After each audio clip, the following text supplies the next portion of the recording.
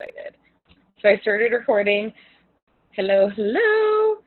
So what we're going to talk about is comparison and work ethic. The reason I wanted to talk about comparison today is because we just came off of month end, and there's so many different people getting shouted out for different things, and people getting tagged, and you're seeing them in the timelines, and you're seeing them in the pages.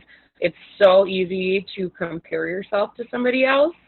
I know I've talked about comparison a little bit, but I have some different insight. Like the first thing, I addressed it in their team page, but I heard the story and I saw the picture of Michael Phelps and Chad. Oh man, I don't even remember his name. Chad something. You don't remember him because he didn't win, but it's a picture of the two of them, and Michael Phelps is staring forward, and Chad is looking at him. So who do you think won? Of course, Michael Phelps, because he was focused on the finish line. He wasn't worried about what everyone around him was doing. He was just kept his blinders on, focused on finishing his race. Meanwhile, the other guy was watching Michael Phelps, obviously lost track of his pace because he could have easily beat him. I think they were like neck and neck the entire thing, but he took a moment to glance at him, and that threw him off. So winners focus on winning, where losers focus on winners. I'm not saying you're a loser if you're like looking at everybody else and what they're doing right now, but it's just a saying, and it totally makes sense because if winners are only focused on the end game. What is the thing that they're going to do to make sure that they accomplish the goals that they have set before them? Whereas losers are going to focus on, or people that, we'll just say like people that aren't in their winning season. I don't like the word losers. I think that's just bad.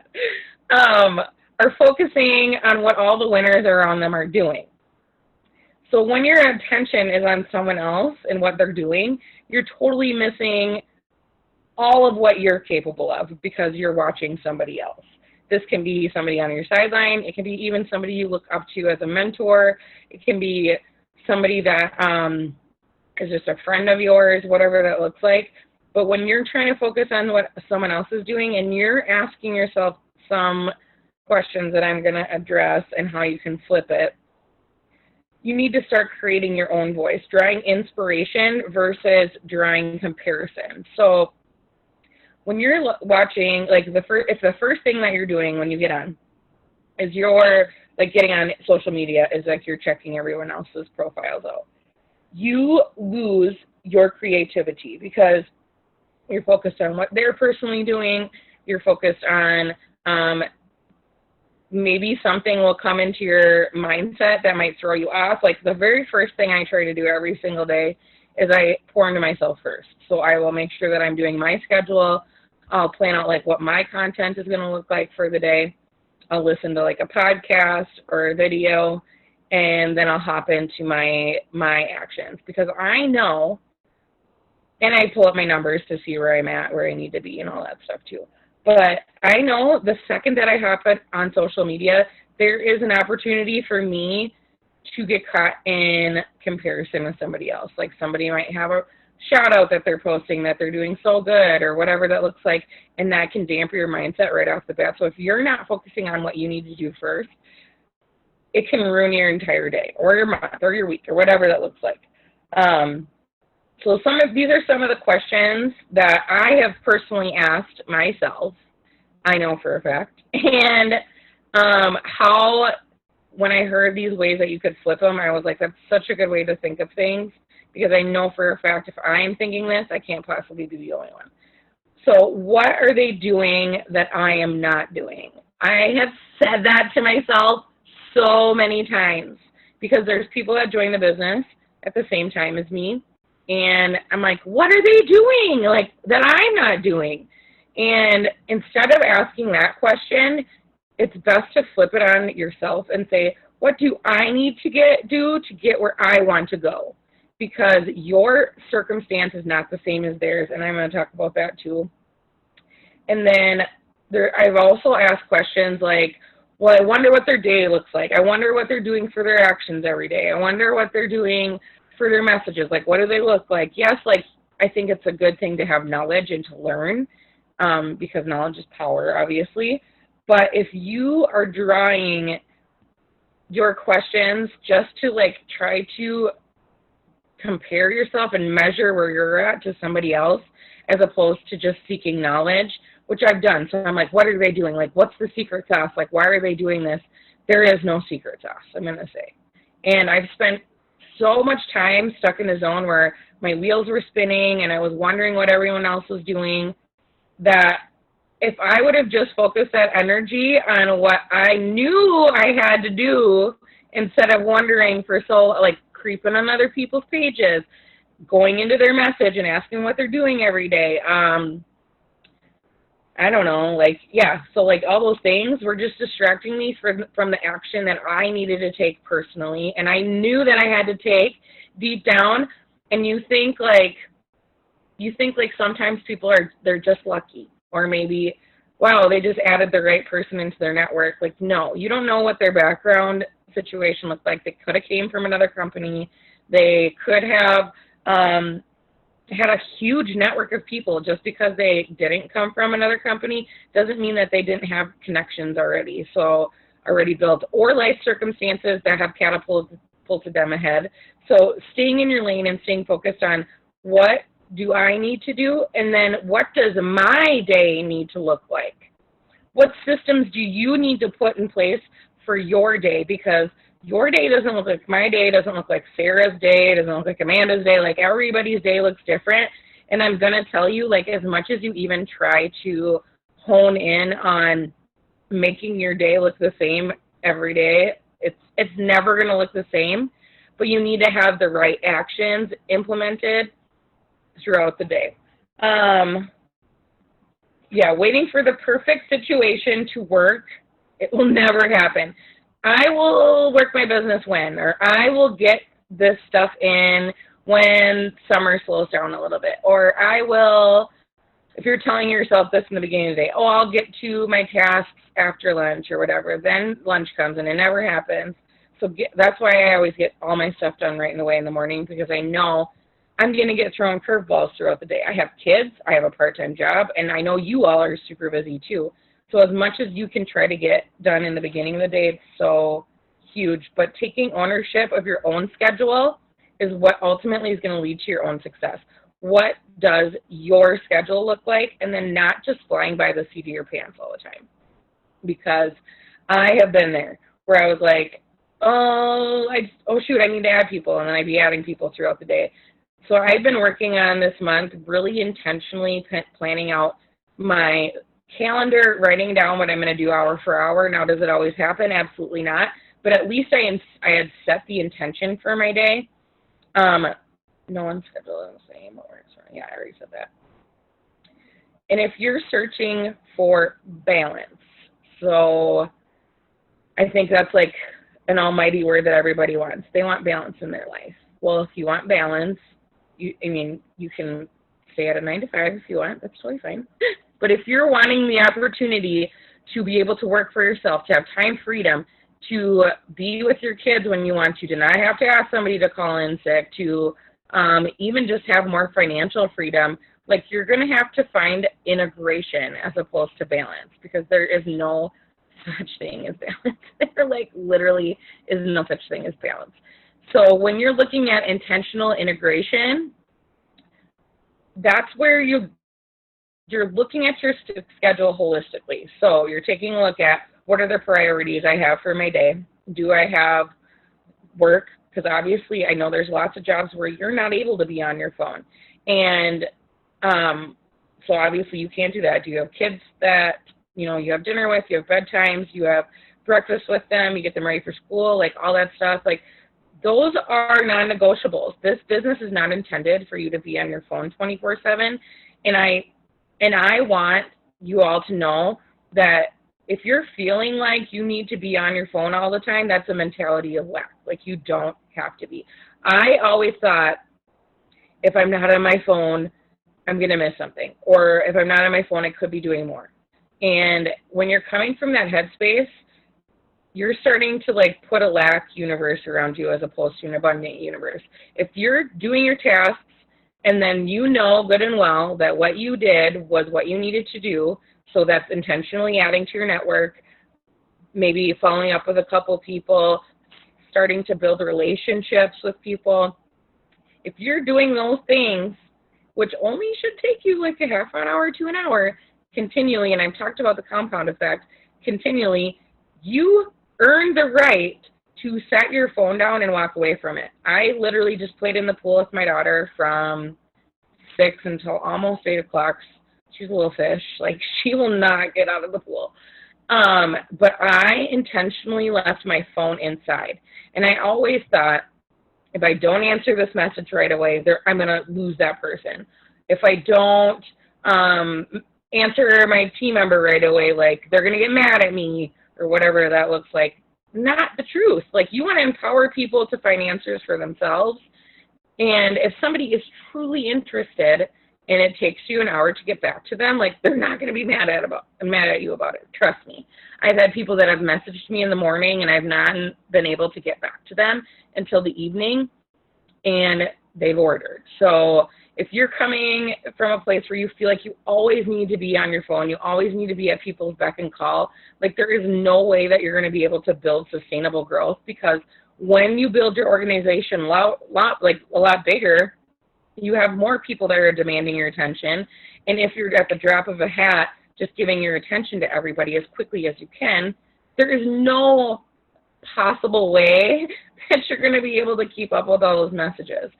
So I know I got my stuff done in the morning, worked my job that I'm working really hard on my business to get out of, and then I know at night I can do dinner with my family, I can answer messages from 5 to 6, 5 to 7, then from 7 to 8 is my time with my daughter, and then 8 o'clock on is when I'm able to hop on Zooms. That's when I spend time with my husband. I'll just put an earbud in and we'll hang out, like sitting on the couch, whatever that looks like. So I think it's easy to come up with, especially when you are somebody that has a large schedule, a jam-packed schedule. You're a busy person. Kids demand your attention. Your full-time job demands your attention. It's easy to allow that to become your excuse. And I've done that before. Like, well, my kids wanted me to do these things with them, and then I had my job, and then like this thing happened and that thing happened, and I don't have the money, I don't have the time or whatever. Like, the reason you're giving an excuse is literally the reason somebody else is going to make this work. Because they don't have enough time for their kids, they're going to work doubly as hard on this business so that they can earn that time freedom. They don't have the funds to do this, that, or the other thing, so they're going to work so hard in this business so that they provide financial freedom for their family. You work a job all day and it's sucking all your time and you don't like being there. I'm not saying like everybody's scenario is the same, because I know that there's people that like their jobs, and then this is just something to supplement income on the side. Like, I'm not discrediting that, because I think that is very valid, and I think if anybody's trying to build wealth, you should have multiple streams of income. So, but if you're in the place where you hate your job and you don't want to be there, like, you need to use that as your reason why, and not your reason as to why you can't get things done. So what does work ethic look like? Work ethic looks like showing up on the days when you don't want to.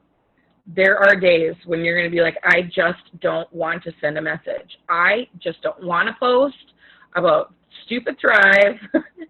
Trust me, I've said it. It's not stupid because I love it and it's changed my life, but I just don't want to engage with people. I don't want to answer messages. Like, there will be those days, but you have to show up anyways. Show up when you're tired. Oh my gosh. There's been times where I'm just mentally beat up, and there's like an 8 o'clock Zoom, and I'm like, it could be so much easier for me to go to bed, but I am committed, so I am going to make this happen. Showing up on when nobody else does. So there was a period in my business where last year probably before a lot of you came on, I think it was just me and Sarah rocking it together, and Tanya, where it was like, where in the world did everybody go? I was speaking in my team chats, and I feel like nobody was there. It was like talking to crickets, and I could have easily just been like, this isn't for me, because nobody's here. Nobody wants this. No, you show up when no one else is doing so. And that goes for like the slower seasons. I think it's so easy for people in like November and December and January to like check out because they're like, oh, I got all these holidays and all this stuff. But if you're the one that is still doing the tasks every day when no one else is, guess what's going to happen to you when the busy season comes and everybody seems to be winning? You'll be winning even farther than they will. Everyone has the same access to the same tools, to the same resources. This is literally the age of information. So not knowing what to do is a valid excuse for a period of time until you are like 7, 8, 9, 10 months in, and then you're like, okay, I can't use that excuse anymore. You can literally Google anything. If you want to know how, and this is how I do my self-development. If I feel like I'm struggling with having some power talks where like you drive people down the line of sales, I watched videos on how to do that. I read a book, The Way of the Wolf by Jordan Belfort. It was a really good book that actually taught me a ton, because I'll go into that at a different time, or I can briefly touch on it if you guys want to hear. But basically what he talks about is when you're building too much rapport in the beginning, like you lose a conversation right away. So I was the type of person that would go into a conversation and be like, hey, how are you? How are the kids? How are things going? What's going on with you? What's new with you? What are you doing for the 4th? Instead of that, now when people ask me about if they're demonstrating interest, I go straight in for the message, and I am just like, tell me about what interests you, like right away. There's no fluff. I think building a connection is what you do behind the scenes when you're doing engagement on your Facebook. And then getting into the message, that's where the sale needs to close. So none of that fluff. Anyways, this is the whole age of information. You can literally Google anything. So not knowing what to do, the only way that you can use that as a valid excuse is if you have an upline that is like non-existent. And you're just like lost, dead in the water. I didn't know how to do anything. When I joined this business, I did not do this business before. I had no idea what I was doing. I maybe had some sales experience before. I had no idea how to create an attraction marketing post. I had no idea how to message people. I had no idea how to talk on a live video, and I sounded like a dumbass at first. But you learn through absorbing information and then implementing it yourself and failing along the way. I think we all get really scared that we're going to do things wrong and we're going to lose people. And let me tell you, that doesn't happen. Like, people forget. I'm sure nobody remembers my god-awful first live video. I think I shared it with you guys. I don't remember, but it was absolutely terrible. But some people that are just hungry and they just want to change in their life and they just want to change in their financial situation and they truly, truly want to impact people, they seek out that information and they're willing to apply it in the messiest of situations, like not knowing what you're doing, falling flat on your face, failing forward, as people say. It is better to be that ignorant person that literally doesn't know what you're doing and still trying to do stuff than to just sit in the space of like, well, I'm just going to get all the information so I have all the knowledge. I knew nothing about the products. I just talked about what they made me feel like. I didn't give a crap. Like, I had no idea about the business model. I still sometimes could not tell you about what the comp plan is because there's like a bajillion different ways that we could get paid.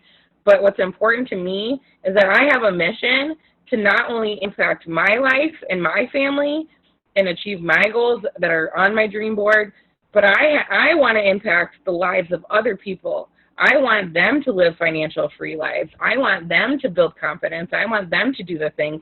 And if I just sit in a space where I'm like, I need to have all the answers before I can do anything, like my ability to impact is not going to be there. I did it messy, and then I just sought out information until I could find what I was looking for, and I tried a bunch of shit that didn't work, like a bunch of stuff that didn't work. And so then I had to adjust my sales and try something different. And then I had to adjust and try something different until I figured out what really worked for me and for my audience. But I was just willing, and I'm just committed to what I want to do because I know I can see the people. Okay, sounds good, Tony. I hope you feel better. Like, oh, tooth pain is the worst. So yeah, and if you guys have anything else that you think like you're comparing yourself to, like feel free to drop it in the chat so I can address it, because I want to make sure that I can help you overcome any and all things. So the one that I dropped in there that Randy had said in our team page, comparing how far I am in the business versus someone who started after me having better success. I have been there. I still find myself getting into that space. But when you start asking yourself, what are the things that I need to do personally? I think it's easy to get caught in like, oh, look how pretty their preset is. Look how nice their message is. Oh, what they're doing is working for them. What they're doing might be working for them, but it might not necessarily work for you. But you're never going to know unless you like try different things, of course. But don't get caught in thinking that you need to be like somebody else in order for you to be successful. I believe that success leaves clues, which I mean action-based clues, like they're doing these certain actions.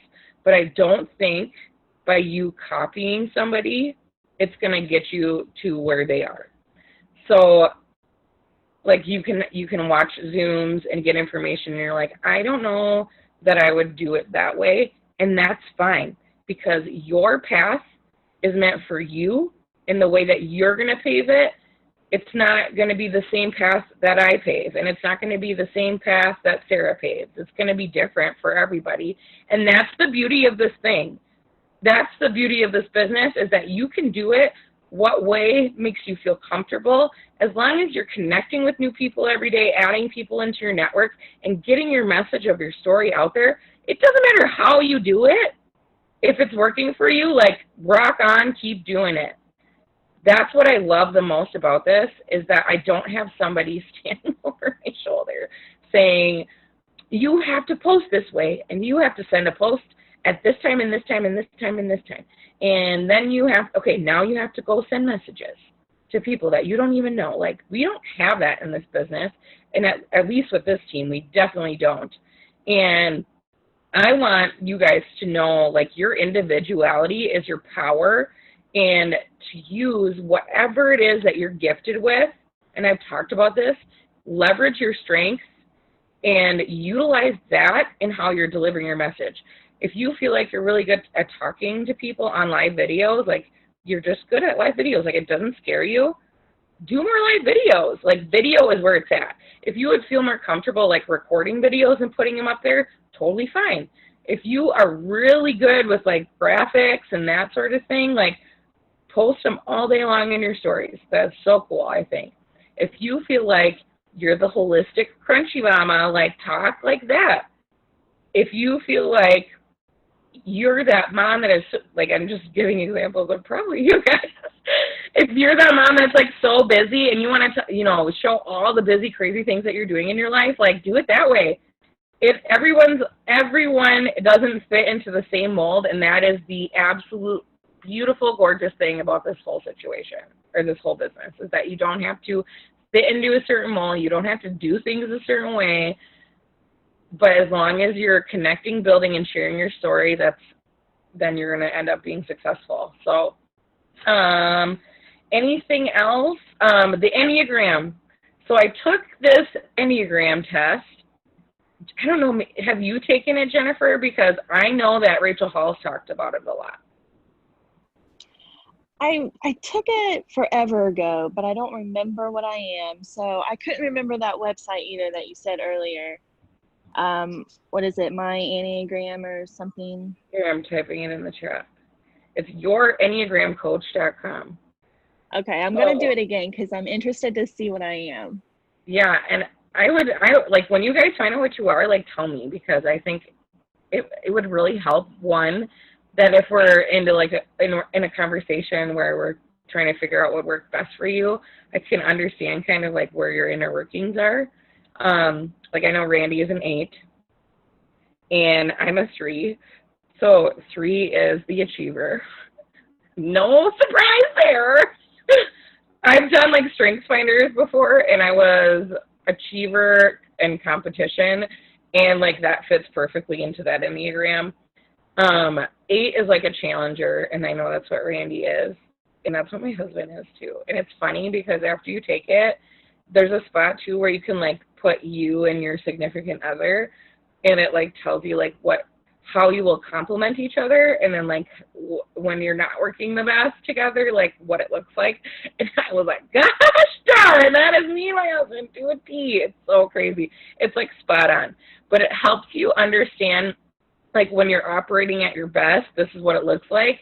And when you're operating at your worst, this is what it looks like. So that when you start slipping into your worst operating zone of who you are, you can identify it a lot quicker and you can flip it. Like, and it was like huge and eye-opening for me, just how I can leverage what I'm really good at.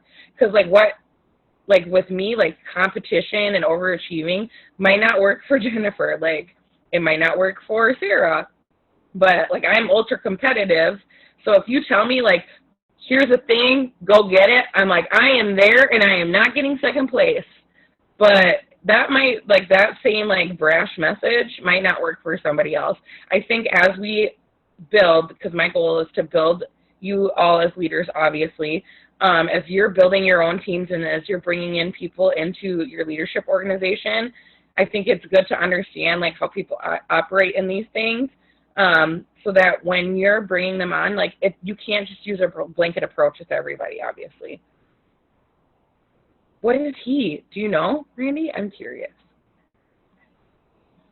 You know, well, and like it's just like with 8s, because my husband's an 8. Like if they're at their worst, they start getting really suspicious of things, and I was like, oh my god, that's my husband. It's just funny how you'll be like, holy shit, that's totally who they are. So yeah, if you haven't taken an Enneagram, or if it's been a really long time, like take it and share with me, because I'm super, super curious. I would love to know like what makes you guys tick. There's like that color thing, and I feel like the color thing's kind of wishy-washy. But when I took the Enneagram one, I was like, oh my God, investigator. Oh man. I bet when you guys are at your worst together, like you're suspicious and he's the investigator, like that's not good. Oh man. But as we're going into a brand new month, which I love, I mean, I know it's really like disheartening when you like sign in the first of any month and you see your ticker like go all the way back to 0. But I love a new month because I love a new challenge. It's a fresh start. It's a way for you to gain momentum from the beginning, and everyone starts at the same place, which is so cool. And I know some of you guys are doing the challenge pages, which I'm so excited about. I'm in both of them, for just an FYI. So I'll probably be popping in those too and just giving some tips and stuff like that. But I think that's going to be a really good thing. So I don't know if you did this, Sarah, or not. I can't remember. We did Destination to 12K, and it was just like a group that pushed you every day for like a month. And my business grew so much from doing it.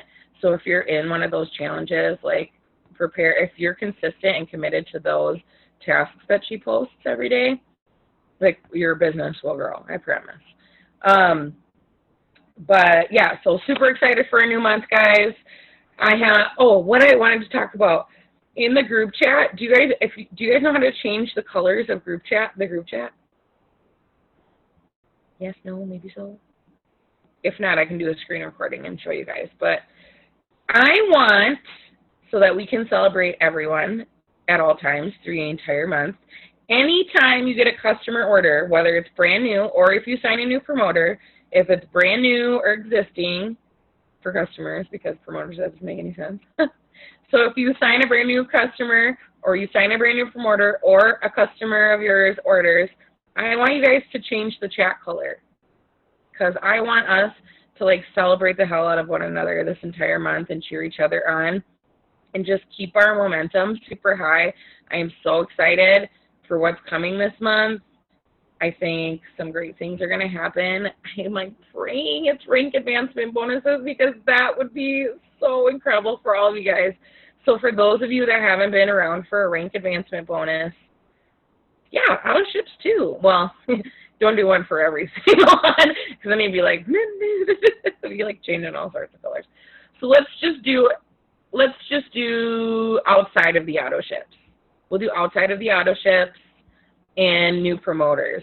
And when you guys are getting new promoters, please like feel free to drop them in our team chat. I want them to be part of this community too, and in the team page. Oh, yeah, that's the other thing. I wanted to talk about what you guys want for this month's prize. I'm still doing the numbers. My work day today was so crazy. It's a really busy time in real estate right now, so I'm like not even peeing at work. It's been so nuts. Would you like a business tool? Would you like some sort of plus line product? I can do cash money, homies. I can do, yeah. What are you guys thinking? I can do like super crazy extra challenges and then do like plus line item, okay? So it'd be a plus line item, anything $50 or less of your choice. Plus line. Or Lavelle gear. I'm watching my kids. No. Can I pay for somebody to watch your kids? I don't even like watching my own kids sometimes. I am out. Sounds like overwhelmingly so we'll do plus line product. So that'll help your business too, because if you want to utilize it for giveaways or whatever. So it'll be any item $50 or less on the plus line, any plus line, any skincare, any of the fitness line. Yeah. So anything $50 or less, I will give that. Plus I'll send you a little something extra.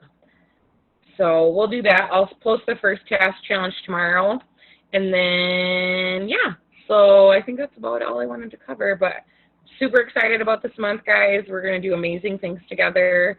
And, yeah, I hope you all have a wonderful evening. I'm going to stop the recording.